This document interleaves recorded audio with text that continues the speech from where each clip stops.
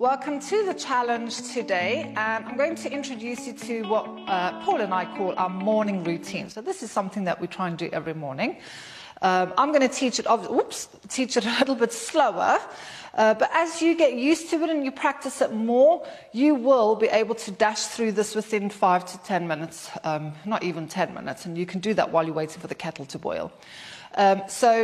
It's going to be a spine routine. So like I said, we do this every morning, and if you can, do it every evening as well. So Joseph Pilates, who's the creator of Pilates, he used to say, one of his famous quotes is, "You are only as old as your spine." So for him, the spine was everything that he, was all of his focus, what was going on with the spine. So this little routine is going to take you through all the different movements that the spine does. So we're going to do some rotation, we're going to do some lateral flexion, we're going to do some flexion and extension. So the extension, which is the back bending, is the one that we lose the most of as we get older. So actually it's the most important one. So if you think about old people or elderly people, I don't know what's politically correct nowadays, they tend to be that this kind of happens, it can be osteoporosis, it can be all sorts, but a lot of it is the upper back is weak and it's not being supported and they're not doing that kind of exercise.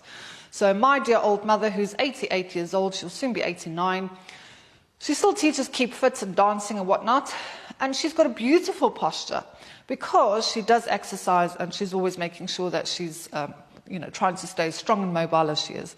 Big inspiration for me. So, shall we get started? Now, you can do some of these against a wall, which is ideal.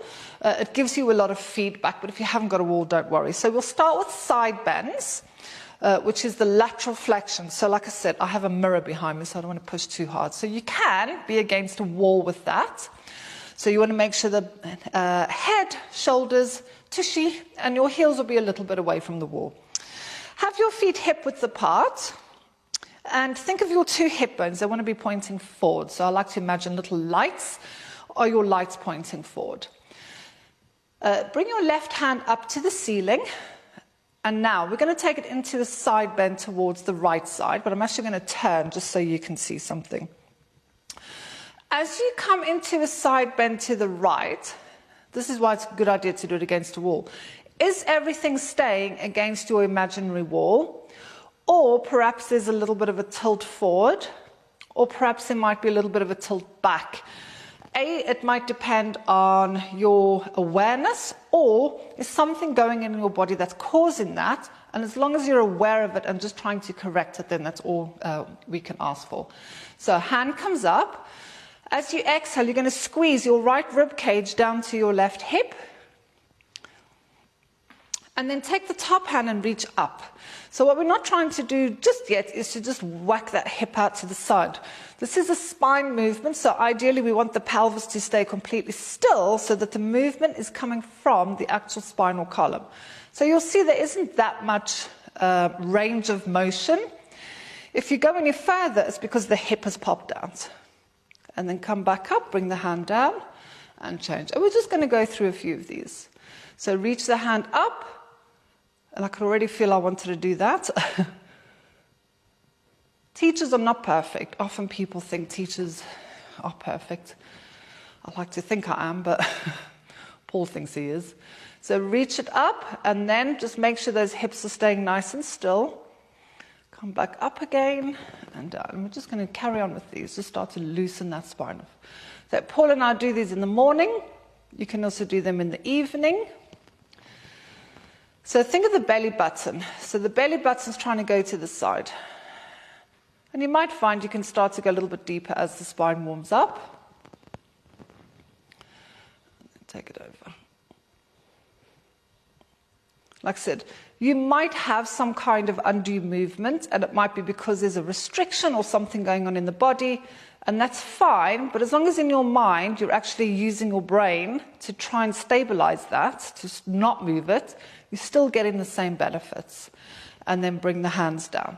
Now we're going to do rotation. So the hands will be across the chest. So again, I'm going to turn to the side for this one. It doesn't matter what you do with the breath with this one. You can breathe in or out, but I like to do it on the inhale. So rotate to your right.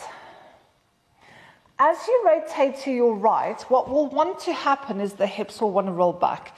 You're going to feel that on your knees, so you really have to pay attention to this. So as you rotate, imagine you're actually trying to push your right hip forward. Okay, and what that's going to stop is that. And then hold it there, breathe in, lengthen. Exhale, can you go a little deeper? Just engage in that right hip slightly forward. And you can either gaze forward or over the back shoulder.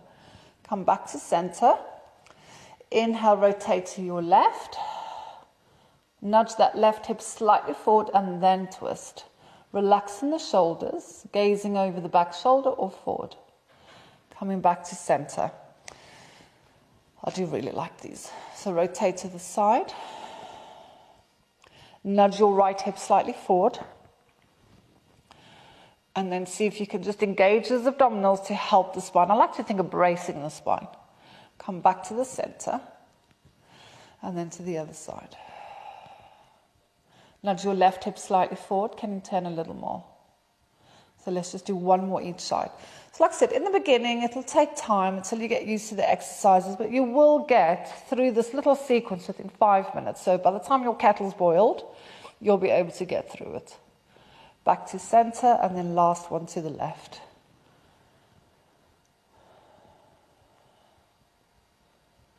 And then come back and relax. Now, if you notice, even with the side bends, if you notice one side is particularly different or lacks that range, just do a few more on that side to help loosen it up a bit. So next one we're going to do is roll downs. So we've done side bend, we've done rotation, now we're going to do flexion. Feet are hip width apart, knees nice and soft, grow nice and tall. So if you did the challenge the other day, we have done these already. So have a shoulder roll, drop the shoulders down the back, really lengthen your spine up towards the ceiling and just enjoy that bracing of the abdominals. Taking a breath in, and as you exhale, drop reverse the chin, then drop it to the throat, and just enjoy that stretch between the back of the skull and the shoulder blades. That gets quite a lot of muscles, but in particular levator scapula, which causes a lot of headaches, painful shoulders, that muscle. So it's a nice little stretch for that. And then engage these abdominals. So draw your tummy into your back and just start to bring the head forward. Imagine your spine is a bicycle chain being held up against the wall. And as you bring your spine down, each link, which is each vertebra, wants to move away on its own. So we're trying to mobilize the vertebra in the spine. Going down as far as is comfortable for you. So just hold at the bottom. So if you suffer with sciatica and you have pain, you know, most people with sciatica, they have pain anyway. But if your pain lasts longer than 10 seconds, come out of that to the point where you don't have the pain. If you don't have any pain, we're going to work a little bit deeper. So while working your comfort zone, you're here to do exercise. So, like for me, my hamstrings are not the longest, I can already feel it, but just take a breath in and then can you just gently nudge your head a little closer to your knees or your shins. Relax your head, just let it hang. It's a lovely opportunity for the neck to decompress. Relax in the shoulders. Make sure there's very little weight in the heels. The weight wants to be in the arched front parts of the foot and the knees soft, so just be aware you're not locking out the knees. Inhale at the bottom. As you breathe out, engage that tummy. So think of your belly button starting to push each link back up to the wall, all on its own. Keeping everything completely relaxed in the top half of the body. And once you come up, grow nice and tall, have a shoulder roll. Oh, I love these. Let's do a few more. So inhale. Reverse the chin back, take the chin to the throat. Engage the tummy, just let your bicycle links, your chain links just melt forward. So draw your tummy into your back. So you don't want to be pushing out when you're coming down. You really want to engage the tummy. So draw your tummy in.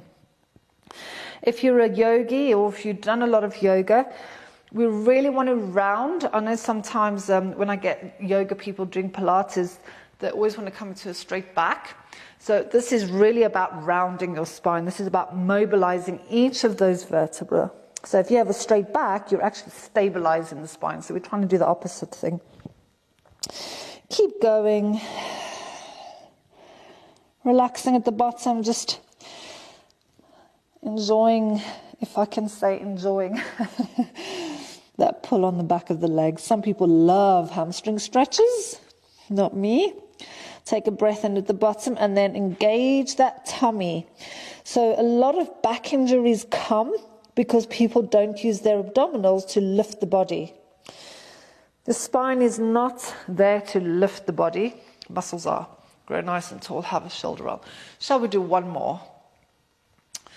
Now, I'm just referring to the breath, but actually listen to your own body. You'll find your body will tell you what you need to do.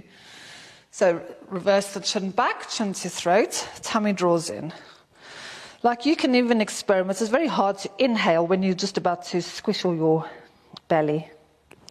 Relax everything down. Keep pulling in the tummy.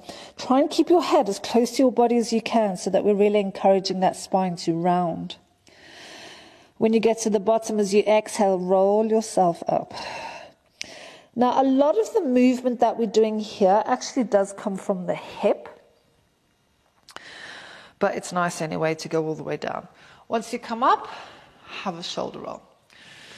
So just a little note on that. So true flexion of the spine means we wouldn't actually be moving the pelvis at all. And you can have a little experiment with this. If you had to put your bum or the back of your pelvis against a wall and then do a roll down, you can see this is as far as I can go. So any further than that, it is actually coming from your pelvis. But like I said, it is a nice movement to do. So the last spinal movement, the most important one, is extensions. So we lean backwards. Out of all of these, this is the most important one. It's the one we lose the most of. I think I said that already. So stand nice and tall. Draw the tummy in, shoulders back and down. Now, we've all got different arm lengths and different wrist mobilities. So you can have your hands in that position, you can have it that position, you can have it that position, however you can behind you, okay? So it's entirely up to you where you're not in pain or dislocating your shoulder joint. So have the hands on the back. Now do a shoulder roll. So bring your shoulders forward, take them up to your ears, and as you send them down your back, try and bring your elbows closer together. That's really going to open up that part that we need to stretch off, okay? Now, from here, you don't have to squeeze your bum like crazy, but just engage it, and that's going to support this lower part of your back, and just send it forward. I was thinking of Instagram now. So be mindful you're not an Instagram person, and you're just whacking your hips forward because it looks supposed to look amazing. Send your hips slightly forward, and then you want to think of lifting your heart up and over a big beach ball. So you might not get that much range. So if you were going to take a picture for Instagram, it would look very small. But it's coming from this part, the thoracic part of the spine, which is the part that we're trying to stretch. This kind of thing is just coming from the hips and the lower parts of the back, and again, this is where a lot of injuries happen. So send it a little bit forward, and then lift the rib cage. Think of lifting your rib cage up, and sending the chest up and over. And then from there, your head can either follow, or I like to just look where your ceiling meets the wall. As you exhale, use these abdominals to bring the ribs back to the hips, back to the starting position. Okay, so let's do a few more. Shoulder roll, elbows together, breathe in. Engage your bum cheeks, send the hips a little bit forward, and then start to lift that rib cage. And you can use that with an inhale because it expands your rib cage. So